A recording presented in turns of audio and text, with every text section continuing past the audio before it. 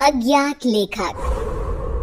ये देखो मैडम को, यहाँ सब मस्ती कर रहे हैं और इनको पहाड़ियों में दिलचस्पी है। पहाड़ी नहीं है, ये जंगल है। अंदर क्या होगा? किसी का घर, कोई पुरानी हवेली, या और क्या हो सकता है? कहीं तू ही तो नहीं रहती ना इस जंगल में? अब इसका नाम भी बता दे।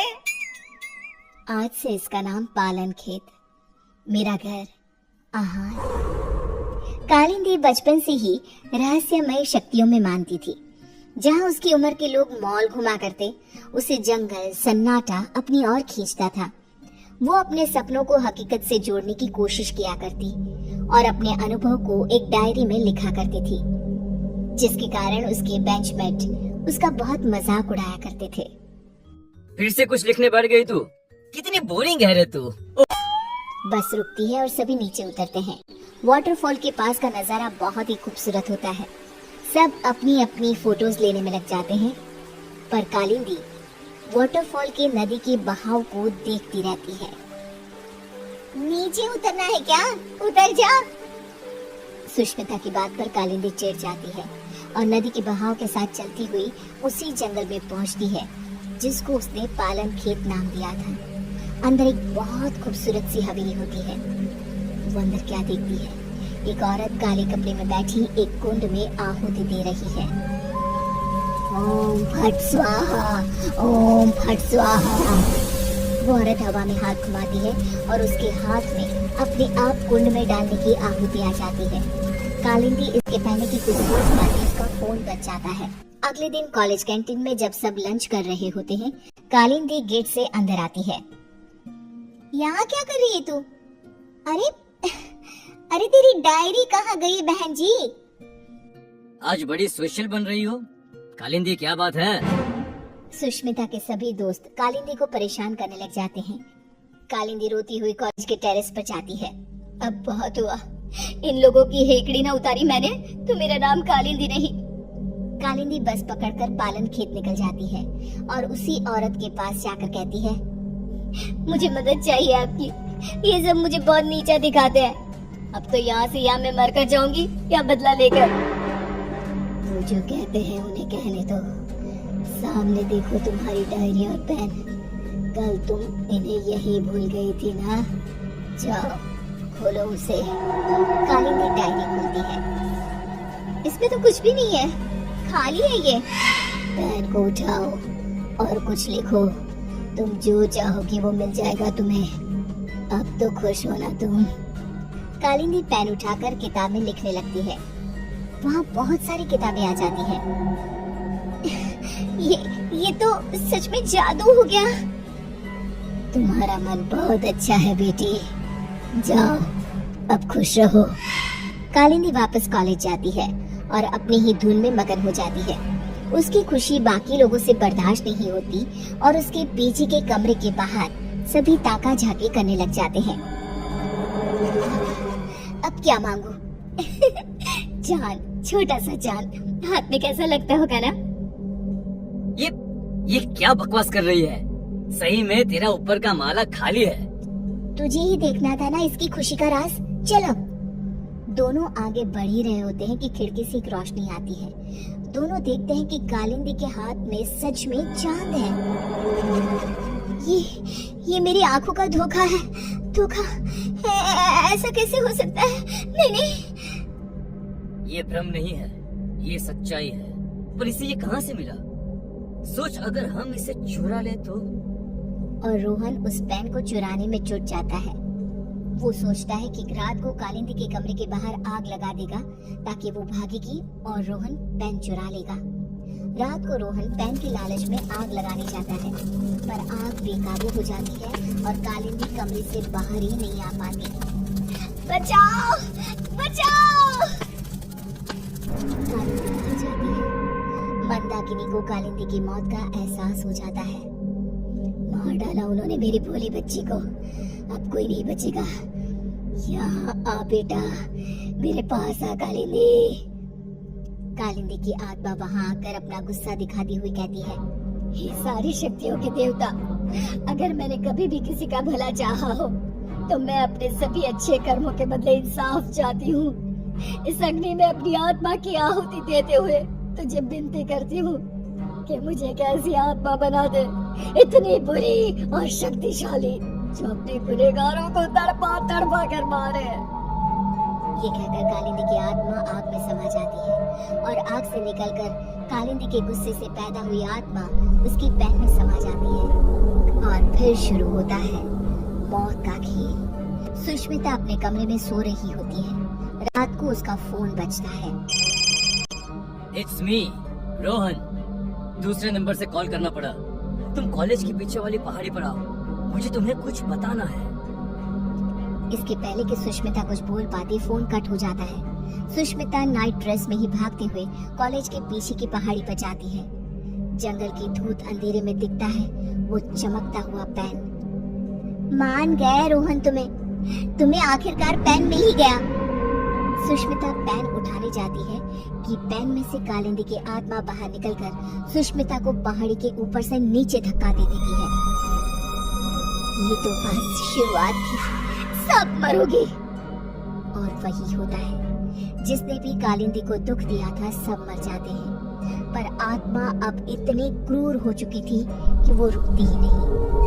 अब पेन और ज्यादा खून की प्यासी हो गई थी। एक दिन 16 साल का एक लड़का करण नदी के किनारे बैठा हुआ होता है। एक चमकती हुई पेन उसका ध्यान अपनी ओर खींचती है।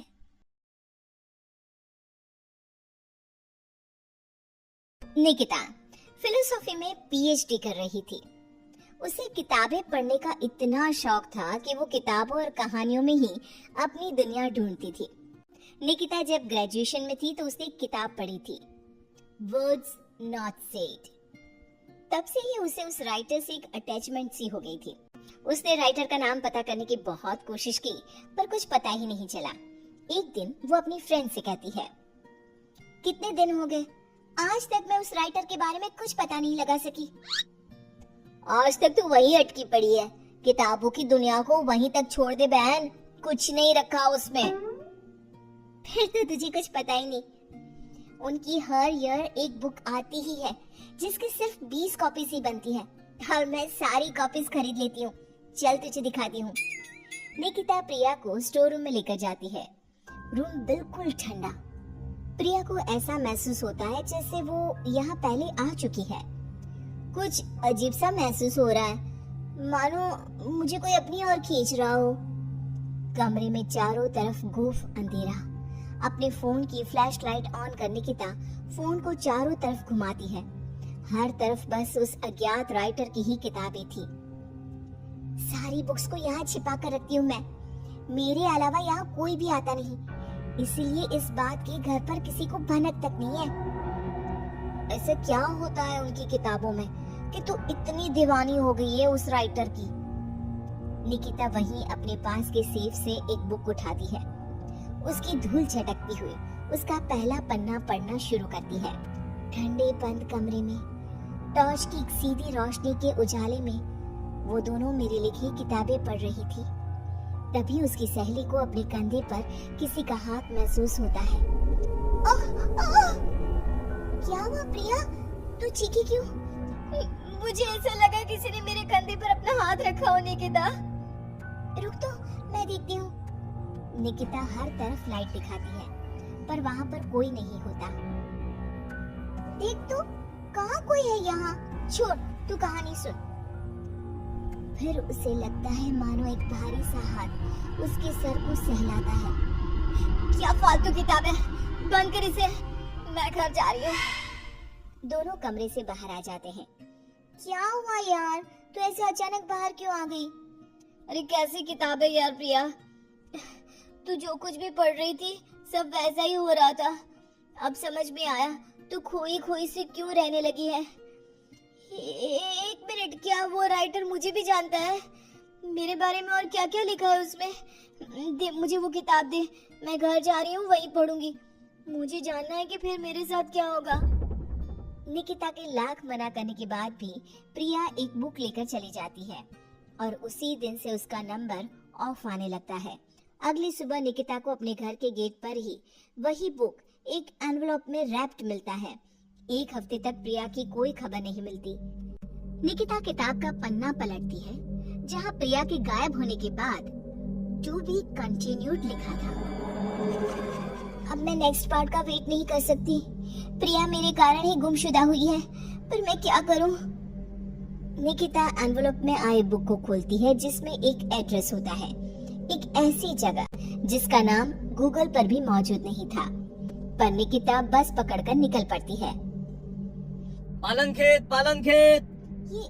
ये तो वही जगह है। मंजिल ने राही को ढूंढ ही लिया। निकिता जैसे ही बस से उतरती है, बस गायब हो जाती है। लगता है ये बस मुझे यहाँ लाने के लिए ही आई थी। निकिता रोड से जंगल की ओर बढ़ती है। अंदर चलते हुए उसे एक खंडर दिखता है जिसके अंदर वो जाती है। अंदर उसे एक लड़का डायरी लिखते हुए दिखता है। अरे आ गई आप, आइए। आप ही है वो राइटर? मुझे बताइए कहाँ है प्रिया? वहाँ देखो। निकिता देखती है कि दीवार पर प्रिया की तस्वीर लगी हुई है जिस पर हार चढ़ा हुआ है। प्रिया के फोटो के साथ वहाँ कई और लोगों की तस्वीरें भी थी। ये सब क्या है? मेरी कलम श्रापित है, मैं ना भी चाहूँ तो भी ये चलेगी। जिस किसी का जिक्र ये करती है उसे मार कर ही दम लेती है। ये सिलसिला शुरू हुआ था जब मैं 16 साल का था। एक नदी के किनारे मुझे एक पेन मिली। मैं इसे अपने कबर्ड में रख कर भूल गया। फिर एक दिन अचानक कबर्ड से लाल रोशनी आई। मैंने उसे खोला तो पेन चमक रही थी और इसने लिखी मौत की दास्तान। मेरा सब कुछ इसने छीन लिया, सब कुछ।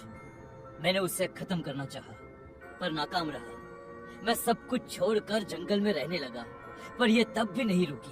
तो इसे रोकेगा कौन? तुम नहीं मरी। बाकी जिस किसी का भी इसने जिक्र किया उसको इसने निगल लिया। तुमने मेरी सारी बुक्स पढ़ी, उसे संभाल के रखा, पर तुम्हें कुछ नहीं हुआ। तुम ही वो मसीहा हो निकिता, मुझे बचा लो और इस खेल को रोक दो निकिता। निकिता पेन उठाती है। उसके पेन को पकड़ती ही एक औरत उड़ती हुई आती है और पीछे से उसे लिपट जाती है। उसके शरीर से खून बहे जा रहा था। खुले बाल, झुर्रियों से भरा उसका चेहरा बड़ा डरावना लग रहा था। मेरे गोद में बैठो निकिता, आओ ना। नहीं, बहकना मत निकिता, यही है पेन की मालकिन। रूहें खाती है ये, इसकी बात मत सुनो निकिता। लिखो निकिता, फिर वो लड़की खुद को मार देती है। निकिता पेन उठाती है और लिखती है। करण उछलकर दूर गिर जाता है। आंधी तूफान चलने लग जाते हैं। दीवार पर टंगी सभी तस्वीर नीचे गिर जाती हैं। जिस चेयर पर बैठकर निकिता लिख रही थी वो उड़कर दीवार से टकरा जाती है। मैं जिंदा हूँ? निकिता, तुमने ऐसा क्या लिखा था? और कालिंदी की आत्मा पेन के साथ ही खत्म हो गई। ये लिखकर मैंने पेन की नींव तोड़ दी थी। दोनों उस हवेली से बाहर आ जाते हैं और हवेली गायब हो जाती है।